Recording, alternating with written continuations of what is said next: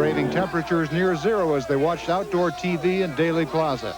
Smaller groups gathered in other unlikely circumstances. At least as far as the weather was concerned, wind chill 43 below zero.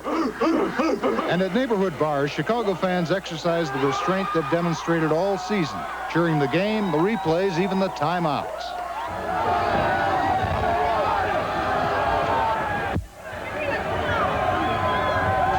This party could last for weeks. People will have to go back to work eventually, but for now, Bear Mania rules supreme.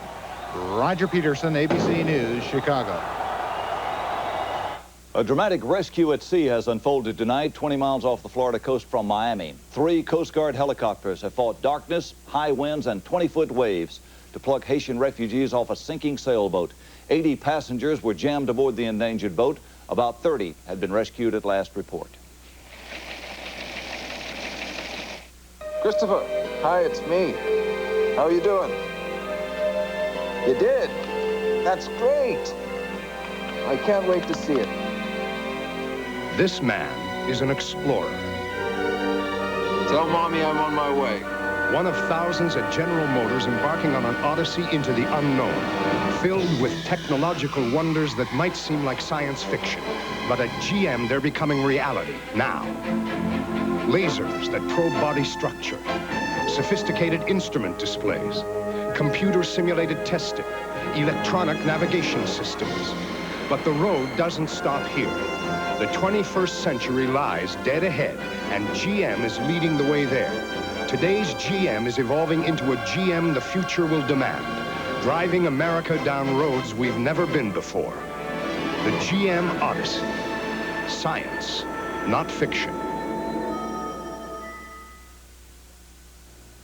The U.S. Sixth Fleet took its military maneuvers into the Gulf of Sidra today, a body of water that Libya claims as its own territory, and that Libya's Muammar Gaddafi has sworn he'll defend to the death. But so far, the only attacks against the U.S. naval exercise have been verbal ones. David Ensor reports. Colonel Gaddafi may call it provocation, but Navy officials are calling this a quiet but tense military exercise. It involves 14 combat ships plus support craft. Some of the ships have been operating within the 200-mile limit claimed by Libya's Gaddafi. The U.S. only recognizes the normal 12-mile limit for territorial waters. The Navy was taking no chances. Our plane was quickly intercepted by a Navy fighter pilot who stayed long enough to assure himself we were no threat to the fleet, and then peeled off. The Sixth Fleet is there to show resolve in the wake of the recent terrorist attacks in Rome and Vienna airports, which the U.S. says were committed with Libyan backing. There were carrier escort ships on patrol, cargo helicopters transferring goods among the fleet, and military supply ships, all backing up 2 aircraft carriers. In Washington, on ABC's This Week with David Brinkley, White House Chief of Staff Donald Regan had this to say about the exercise. We're operating somewhere north of the Gulf of Sidra. What happens, I don't know, but as far as we're concerned, we're operating legally in international waters. Are we going into the Gulf itself? We never predict where our Navy is going to go. Libyan planes were sighted by the fleet Saturday, but they stayed well clear. The exercise will last until Friday, the Navy says, and it will go quietly, as one official put it, unless Gaddafi does something foolish. David Ensor, ABC News, over the Mediterranean. The Los Angeles Times reports that the Air Force deployed women as flight crew members during the 1983 invasion of Grenada. But military officials insist they did not violate federal laws barring women from combat duty. An estimated 24 women helped airlift troops and supplies while U.S. forces were fighting Cuban forces at the Point Salinas airport. Military sources told the newspaper that rapid planning for the invasion did not give the top brass time to select aircraft crews that did not include women. I'm not a doctor, but I play one on TV. And when many adults get a cough, they play doctor at home. They treat their cough with the same medicine they originally bought for their children. They need one of the adult formulas from Vicks for the coughs adults get, with the strength adults need. Formula 44 for coughs, 44D for coughs with congestion, and Formula 44M for coughs with congestion and a raw, irritated throat. The adult formulas. You can't buy anything more effective. The adult formulas from Vicks, of course.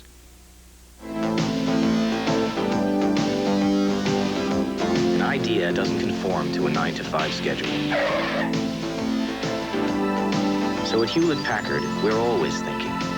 Because even though we sell business computing systems, what we really do is solve problems. We never stop asking, what if? Jim? Mike, I've got an idea on that branch office network. What if you connect all the PC? High blood pressure can shorten your life, and you may have it without even knowing it. Dr. Tim Johnson begins a 3-part series on hypertension, Monday on World News Tonight. The battle lines over next year's federal budget hardened today, with the White House predicting President Reagan will be able to push his plan through Congress, and congressional leaders warning that the president will have to do some serious compromising, especially where taxes and defense spending are concerned. The story now from Kenneth Walker. Although members of Congress say the president's budget proposals are already dead, on This Week with David Brinkley, White House Chief of Staff Donald Regan said he's gambling the president will win. And when they get all through, going through it, they will adopt 90% of that budget. I'd be willing to bet you by number that over $900 billion of it will be adopted. But the president's Republican colleagues in the Senate, including Budget Committee Chairman Pete Domenici, believe the president will have to cut a deal in order to avoid across-the-board slashes required by the Gramm-Rudman law. It affects the president just as it affects us, and if he doesn't want to compromise, we can let it take effect. In August and September, it'll balance your budget. Senate Finance Chairman Bob Packwood took committee members to the woods of West Virginia over the weekend to map out strategy over tax reform. He said it's possible to make that bill revenue neutral. But today, Packwood said other taxes may be unavoidable if a deal over the budget can't be made. I think April, May 1st will be the serious budget negotiations. I think there will be a talk about a tax increase only at that time if the revenue projections have fallen. The president and the Congress have only a few months to reach an agreement on budget cuts. If they don't, they'll enter this year's midterm election facing the most politically painful cuts ever in domestic programs. Kenneth Walker, ABC News, the White House. The Voyager 2 space probe continues to astound scientists with the pictures it's sending back from Uranus and its many moons. In California today, scientists discuss photos of the moon called Ariel with its systems of valleys that they simply can't explain. The best pictures are from the moon Miranda with enormous mountains and other bizarre landmarks. Scientists say it will take them years to understand Miranda's evolution.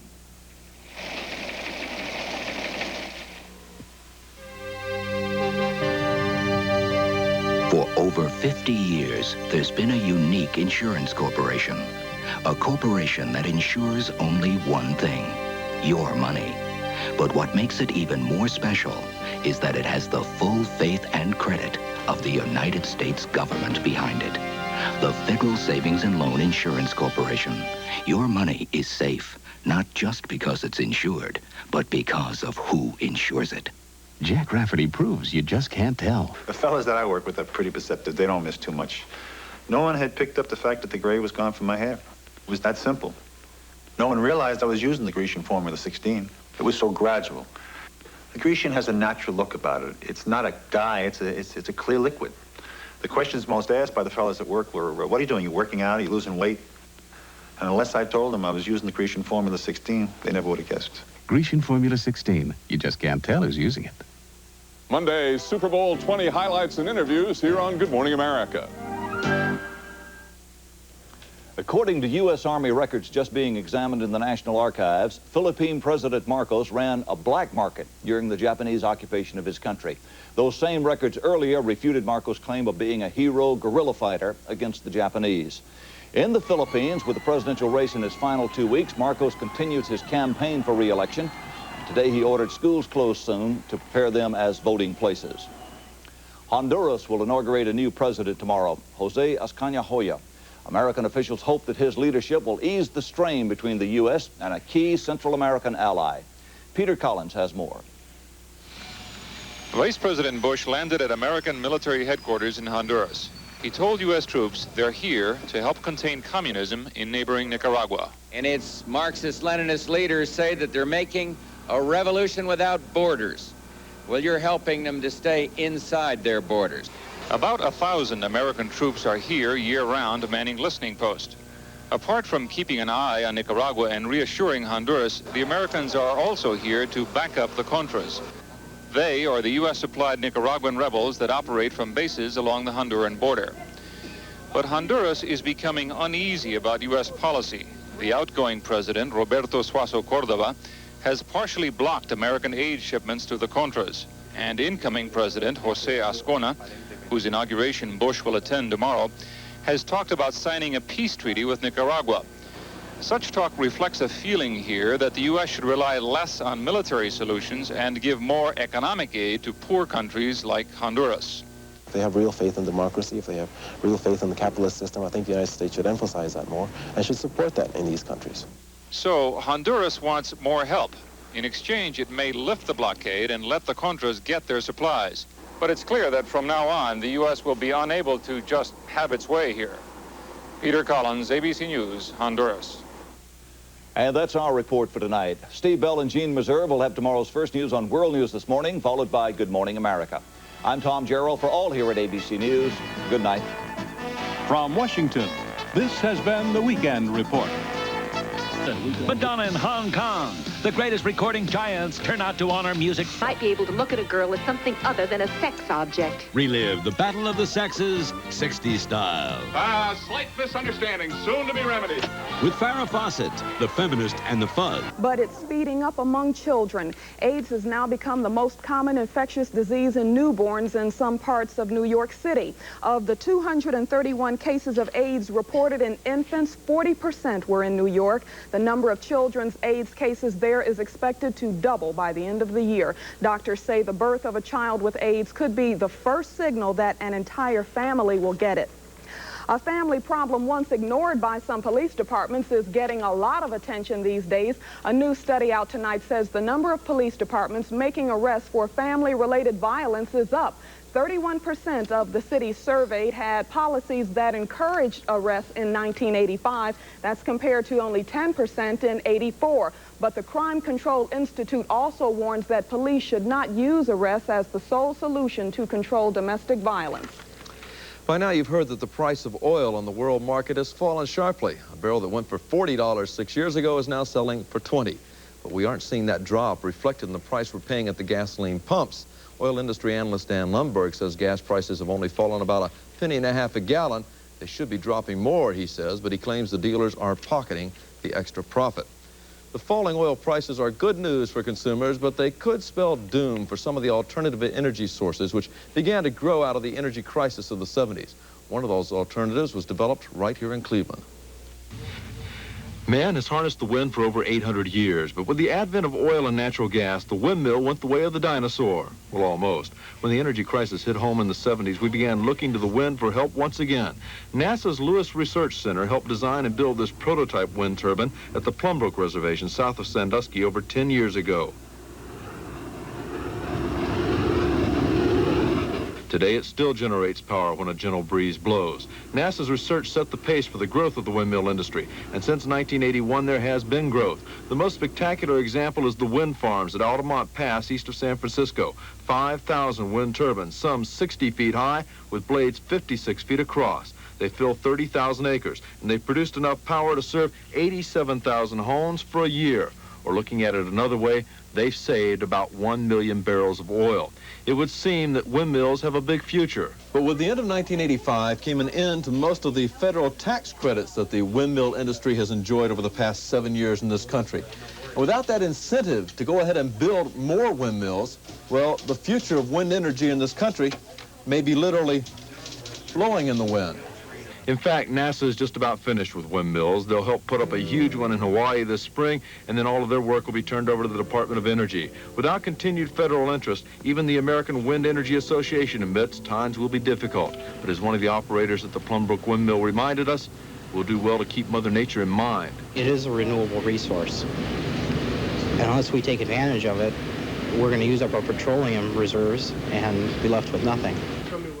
Today, wind energy is still more expensive to produce than electricity generated by burning oil or coal, but some people in the windmill industry think the cost will be much lower than other fuel sources in 30 or 40 years, sort of like the hydroelectric dams. Finds out who's doing what.